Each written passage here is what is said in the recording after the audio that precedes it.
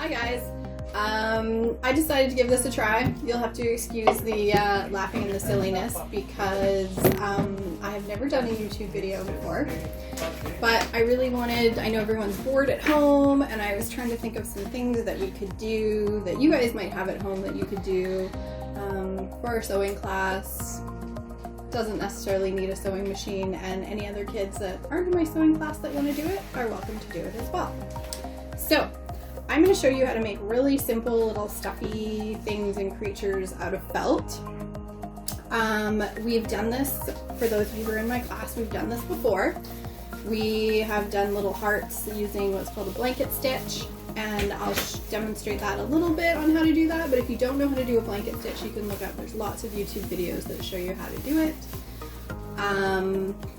So I think we will start with something very simple. I'm going to start with a heart.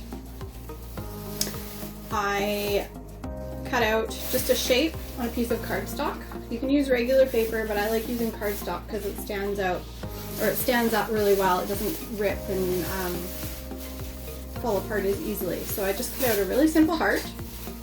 I'm going to, Mason, can you still see this, what I'm doing? Yep. Okay. See, this is You're good here.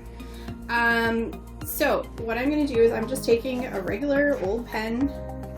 I actually think ballpoint pens work the best for this. And I'm just tracing around my heart so you can see that.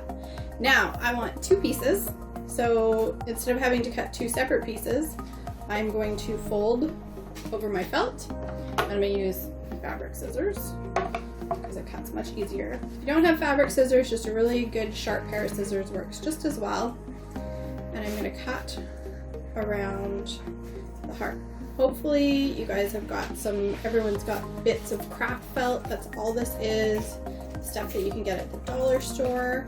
If you don't have any and you really want to make some stuff, one of our local stores, Seaside Yarn and Button, carries craft felt, and they are offering home deliveries right now. You can email, or they have a Facebook page, Seaside Yarn and Button. You can contact them and let them know what you want, and they will come and deliver.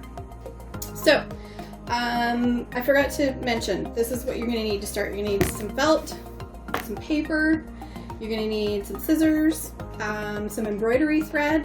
Doesn't really matter what color. I want to do spring colors, so I've got this green, needle, and I'm probably going to make it, I think I want to make this heart that hangs up, so I'm going to attach some ribbon to it when I'm done. And if you want to, a little bit of stuffing too, if you have that. If you don't, it's not a big deal, it's not necessary. So what I'm doing is, this part you can see where the pen is that I traced out, so I am going to just put it together like that so that you won't see that part anymore.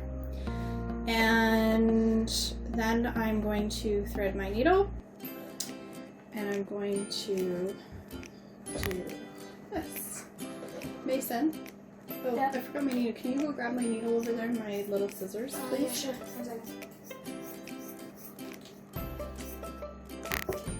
Today. Yep, I got it.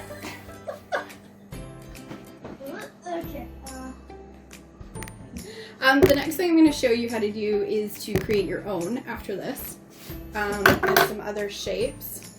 So when you're working with embroidery thread, you're going to want a bigger needle, something with this is called the eye of the needle, something that's a little bit bigger. It's not always easy threading embroidery thread through these needles. If you're having a really tough time threading this through the needle that you have, one thing with embroidery thread is I think it's six pieces of smaller thread wound together. So what you can do if you don't have a lot and you want to make it last is you can, I'm pulling it apart, and I've actually got 3 threads in each, and you can pull it apart, and if it gets stuck, only do this with your own thread, not someone else's.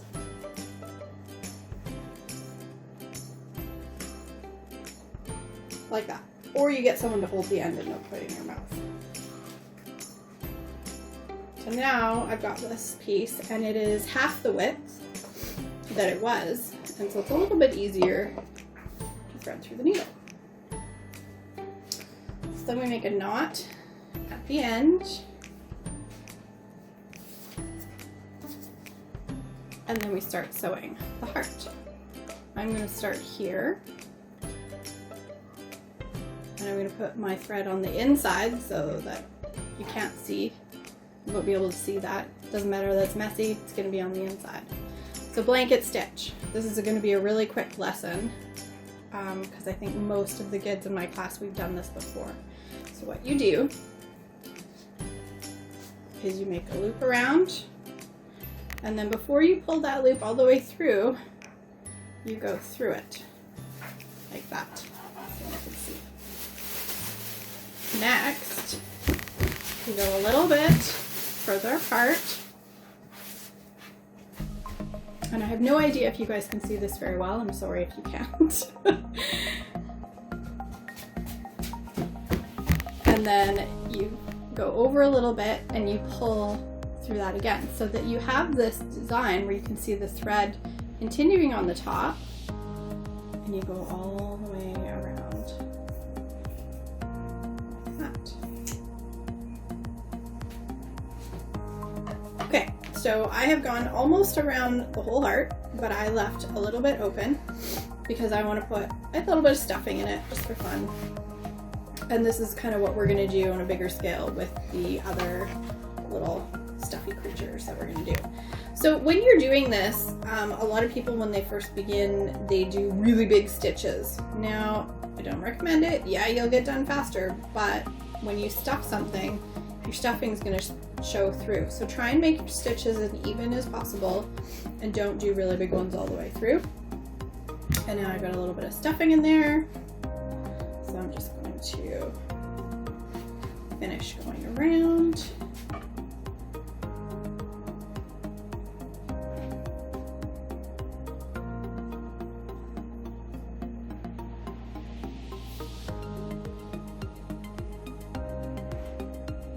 All the way back to where we started. Now, if I was just going to leave this the way it is, I would just do a knot. And you could actually do this with string as well if you didn't want to do it with ribbon. You could leave a loop and just knot it and have it like that. I think I want to do kind of like a spring on here. And since I use green thread, I'm going to use some green ribbon. So I'm just going to make about that big. However big you want it. And I'm going to make a loop. And then I'm just going to hold it on here, and I'm just going to go through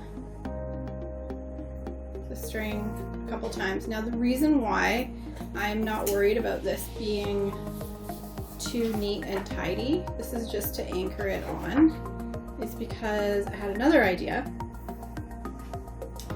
And see, I just did a few stitches back and forth there. I had this button. So I had a little button. I thought, oh, that would be really cute. I'm just going to sew this button on right here. So the button's going to cover my stitches. That's why I wasn't worried about them being super neat and tidy. Hopefully, oh, it just fits. So when you do this, make sure that your needle is going to fit through the buttonhole. This one just fits, which is perfect. So I'm just going to go in and out a couple times. Whoops. Get the pen. You could do this with all sorts of shapes. You could just do a circle. You could do, well, it's anything really, just for fun. You could do circles and make balloons. So I've gone in and out a few times, and then I'm just going to knot off my string at the back here. Just go through, and this is how we knot the string. So you go through it, and then you create a loop. And then before you pull that loop all the way through, you go through the loop once, twice, so that you can see that that thread is wrapped around, and then when you pull it, you create a knot. Easy peasy. So there is, oops. Always check to make sure you went through. I always do it twice just to be safe. Then I know it's good and knotted. Trim it. There is a little heart hanging. So try this one out and see with just stuff that you have around the house. And next I will show you to do something a little bit more intricate and how to design your own. Okay, see you in a bit.